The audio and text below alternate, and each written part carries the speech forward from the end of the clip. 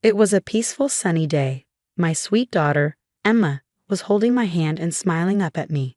My loving husband, Adam, walked beside us. I felt so happy until I saw him. Well, well, long time no see, he said, smirking. It was Lucas, my ex-husband. I hadn't seen him in years, and now here he was, grinning that same nasty grin. Wow, did you have a kid? Lucas sneered. At your age? I wouldn't even think about becoming a mom if I were as old as you. I glared at him and replied, that's none of your business. Leave me alone. I tried to walk past him, but Lucas stepped in front of me, blocking the way. He looked me over, head to toe, his eyes full of mockery. Then he laughed loudly, as if he couldn't hold it back anymore. You're old, Clara. You know that, right? It's disgusting. And you, he said, turning to my husband. You're her new guy. Man, what a mistake. You'll regret marrying this old hack. Lucas just wouldn't stop. My fists clenched as anger boiled inside me, but before I could say anything, Adam, calm and collected as ever, stepped in. Lucas, right? Adam said with a small smile. Thanks for your input. Really insightful stuff. I'll be sure to think it over. My name is Clara. Lucas and I met years ago when we worked at the same company. He was a team leader, and I was his manager. We got married, and at first, everything seemed fine. I wanted children right away, but it wasn't easy. At 34, I started infertility treatments. They were tough, physically and emotionally. After years of trying, I finally got pregnant at 38. I was overjoyed. Being pregnant at an older age came with challenges. On top of that, I had to juggle work while preparing for motherhood. It was overwhelming, but the happiness of carrying my child made it all worth it. I dreamed of a happy family with Lucas and our baby, but Lucas didn't see it the same way. Fertility treatments are expensive, and I spent most of my savings on them. The side effects left me feeling sick and exhausted, and I couldn't perform at work like I used to. Eventually, I switched jobs for something less demanding, but it came with a pay cut. My salary was half of what it used to be. That's when Lucas started to change. I realized he'd admired me for my ambition and success. He liked the version of me who was career-driven and financially independent. Once I shifted focus to starting a family, Lucas grew distant and cold. In the end, the man I thought I'd build a life with showed me his true colors. Lucas married me because he liked how much money I made. That was his real reason. But after we got married, I told him I wanted to have a baby. When I changed jobs to focus on fertility treatments that were expensive, Lucas couldn't accept it. One day, he handed me divorce papers. Just like that, he left me. I was shocked by how quickly our marriage ended, but I didn't have time to dwell on it. I was carrying my baby, and I had to be strong for her. I promised myself I'd raise her well, no matter what. I explained my situation to my company and worked harder than ever. With the support of my parents, I was able to give birth to my daughter, Emma. The first time I held her in my arms, I felt like the happiest person in the world.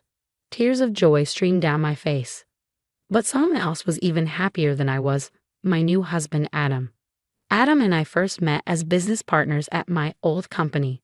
We got along well at work, and he was genuinely disappointed when I resigned. A while later, we crossed paths again at my new job, working as partners once more. He learned about everything I had been through and was so kind and understanding. We always respected and liked each other, and before long, we grew close outside of work too. Before Emma was born, Adam and I got married. For the first time in years, I felt truly happy. Adam loved Emma like she was his own daughter. In fact, he adored her so much that he was sometimes overprotective. When I got sick after giving birth, Adam insisted that I rest. He took over the housework and cared for Emma all by himself.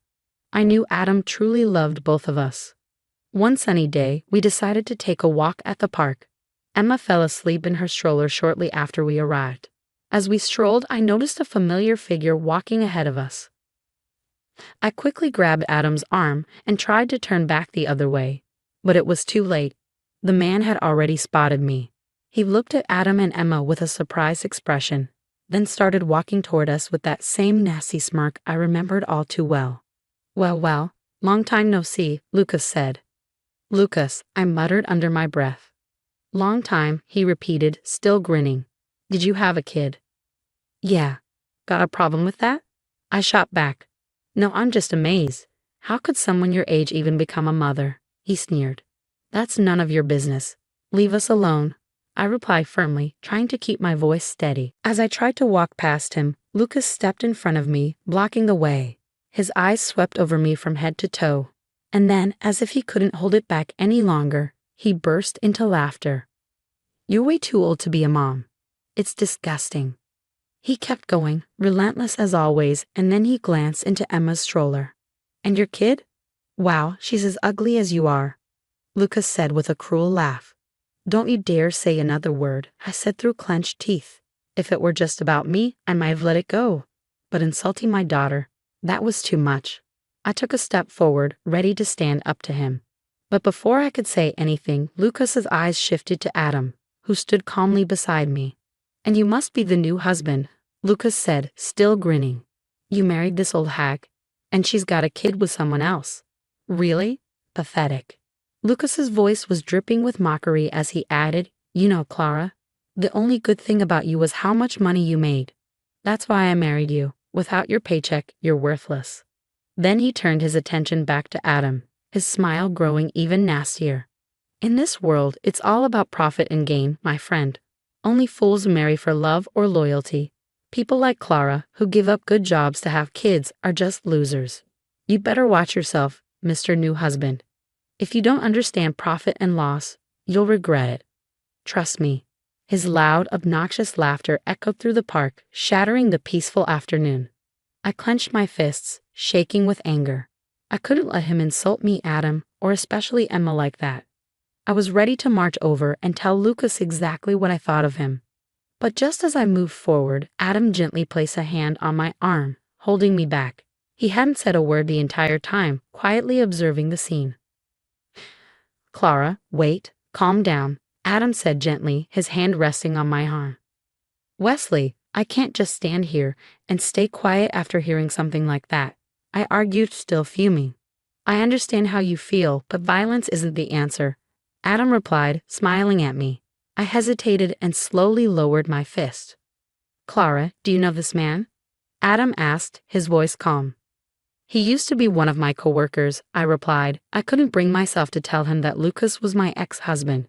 I didn't even want to admit I had once been married to such a horrible person. But Adam seemed to understand without me saying a word. He smiled softly and nodded. So it's him, Adam said, his voice steady. Then he turned to me and said, Clara, take care of Emma for me, okay? He handed me the stroller and stepped forward to shield us from Lucas. Adam looked at Lucas with his usual calm smile. Lucas, right? Adam said. Thank you for sharing your thoughts. It's true that profit and loss are very important, not just in business, but with people too. Sometimes it's best to think in terms of profit and loss. What you said is very reasonable. Lucas's smile grew wider. Well, you're not as dumb as I thought. In that case, you shouldn't be with Clara. You know better. Lucas grinned at me and put his hand on Adam's shoulder, as if they were buddies. It was clear he thought Adam was on his side. But Adam didn't flinch. He brushed Lucas's hand off calmly. You know my father owns a business, and in business, profit and loss are very important. I think I'll talk to my father about what you said today, Lucas. Is your dad a president? Lucas asked eagerly, his eyes lighting up. If you want, I can talk to him directly. It was obvious Lucas was hoping to take advantage of the situation. Still obsessed with money and titles, he didn't care how badly he had treated me. I couldn't believe how different he acted now. I know you're busy, Lucas, so I'll let my father know, Adam said, his voice polite. I'm sure he'll be in touch soon. Well, I'll leave you alone for now, Lucas said quickly, backing off. With that, Adam took Emma and me and we walked away.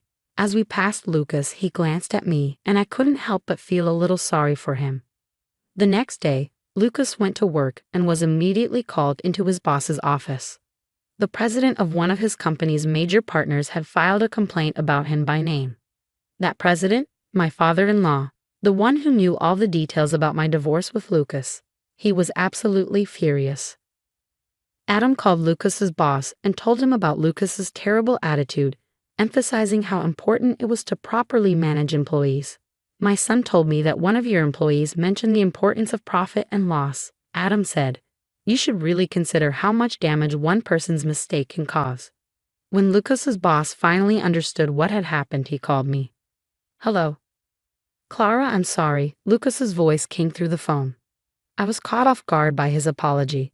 I knew he'd call me eventually, but I didn't expect it so soon. He must have been in a real rush to apologize over and over again. I'm really sorry. Please forgive me. Forgive you? After everything you said? I thought to myself, what's going on? Did my father-in-law talk to you? I asked sarcastically. I heard him hesitate on the other side of the phone. He must have given you some advice, huh? I'm so sorry. I'm really sorry. I want to apologize in person to your current husband and the president, Lucas pleaded. Did your boss tell you to apologize? I asked, unimpressed. Yes, he said I can't come back to the company until I apologize to you and get your forgiveness. Please, Clara, help me. We were married once, Lucas begged. Enough, I said firmly. You've only ever seen me as a source of money, haven't you? Now you're acting like this. Weren't you the one who said everything's about profit and loss? Well, for me, keeping you around my husband and my father-in-law is a loss. Talking to you after you insulted my daughter and my husband is just a waste of time. So don't call me again. No, please, he stammered, but I hung up before he could finish. He had said so many hurtful things to me, and though I still didn't feel like I had said enough, I felt a little better. I could imagine him panicking at that moment. Soon after, Lucas' reputation took a big hit. He'd always been someone who looked down on others and had a poor reputation to begin with. When we worked together, I often had to clean up after his messes, but after I left the company, no one was left to cover for him. The frustration with Lucas began to grow both within the company and beyond. It turned out that Lucas's boss was furious with him because my father-in-law's company was one of their biggest clients. In the end, Lucas had no choice but to quit his job since things had gotten so bad. Now he's struggling to find a new job. I even received a long email from him asking me to help him find a new position. In one of his emails, he wrote something like, I know I said awful things, but I still love you, Clara. How disgusting. Rumor has it that after our divorce, he started dating a much younger woman. But when he lost his job and couldn't find another, she left him. Well, he got exactly what he deserved. He's been sending me emails saying things like, it's your fault I'm in this terrible situation, so you should help me, or you should help me because I still love you. It's like karmic retribution. I've been ignoring all his emails, but lately the frequency of them has been increasing. I'm considering blocking him for good. As for me, I'm still living happily with my loving husband Adam and our daughter Emma. Recently, Emma has started talking, and I can't take my eyes off her. She's growing up so quickly. Adam, my in-laws, and I all love her so much. I just want to keep this family happy forever.